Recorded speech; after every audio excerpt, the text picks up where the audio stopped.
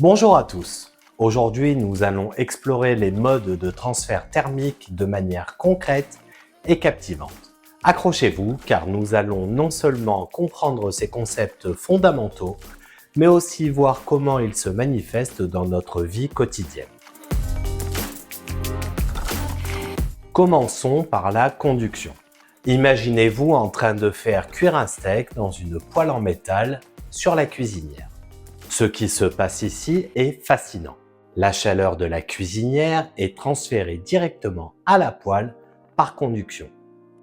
Les molécules de métal dans la poêle vibrent de plus en plus vite au fur et à mesure qu'elles absorbent la chaleur et ces vibrations sont transmises de molécule en molécule jusqu'à ce qu'elles atteignent le steak, le cuisant ainsi. Un autre exemple simple, pensez à une cuillère en métal laissée dans une tasse de thé chaud. Au bout d'un moment, la cuillère devient chaude car la chaleur du thé se transfère à la cuillère. C'est ça la conduction. Passons à la convection, qui est un peu plus dynamique. Imaginez que vous chauffez de l'eau dans une casserole. L'eau au fond de la casserole, en contact avec la source de chaleur, se réchauffe, se dilate et devient moins dense. Cette eau chaude monte à la surface tandis que l'eau plus froide, plus dense, descend vers le fond pour être chauffée à son tour. Ce cycle crée un mouvement circulaire dans la casserole que l'on appelle un courant de convection. Un autre exemple de convection est le fonctionnement des radiateurs. En hiver, quand vous allumez le radiateur, il chauffe l'air autour de lui.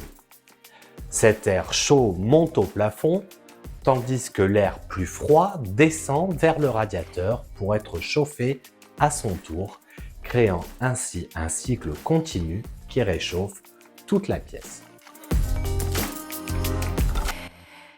Enfin, parlons de rayonnement. Pensez à une froide journée d'hiver où vous vous tenez devant une cheminée. Même si l'air autour de vous est frais, vous ressentez une chaleur agréable. Cette chaleur provient des flammes de la cheminée sous forme de rayonnement infrarouge.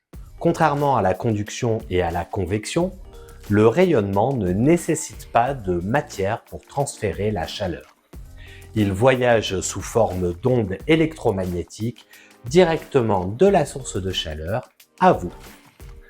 Un autre exemple est le rayonnement solaire.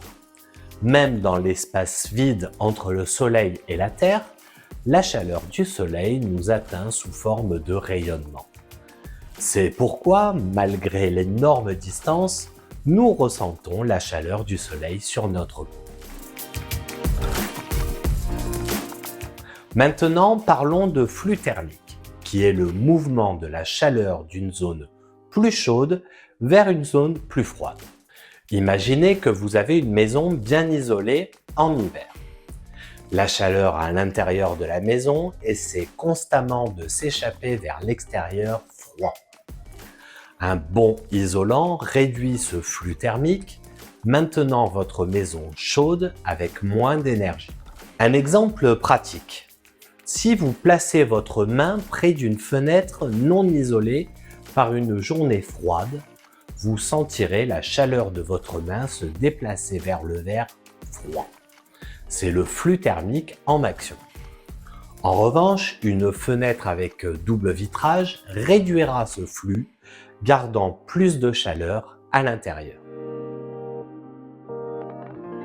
Pour récapituler, la conduction est comme passer la chaleur de main en main dans une chaîne humaine. La convection est comme un courant d'eau chaude et froide qui danse dans une casserole. Le rayonnement est comme les rayons invisibles du soleil qui vous réchauffent même dans l'espace.